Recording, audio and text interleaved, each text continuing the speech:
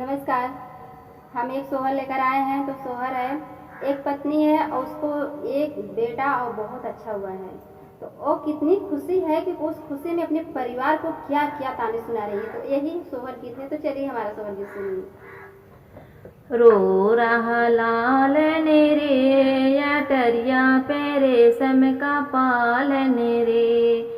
रो रहा लाल रे जटरिया पे रेशम का पालन रे। सासू जी आएंगी आने नहीं दूंगी, देवता मनाएगी मैं नाने नहीं दूंगी। मर जाएगी हाय करके अटरिया पे रेशम का पालन रे। रो रहा लाल रे अटरिया पे रेशम का पालन रे। जेठनी जी आएंगी आने नहीं दूंगी, पिपली पिसाएंगी पिसने नहीं दूंगी। मर जाएगी हाय करके अटरिया पे रेशम का पालन रे। रो रहा लाल रे अटरिया पे रेशम का पालन रे।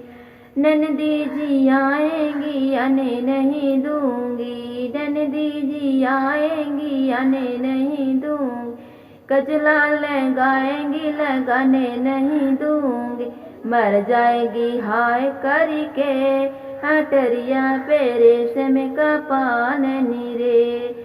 जल जाएगी हाय करके अटरिया पे रेशम का पालन रे।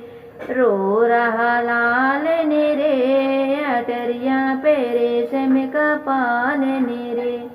अटरिया पे रेशम का पालन रे।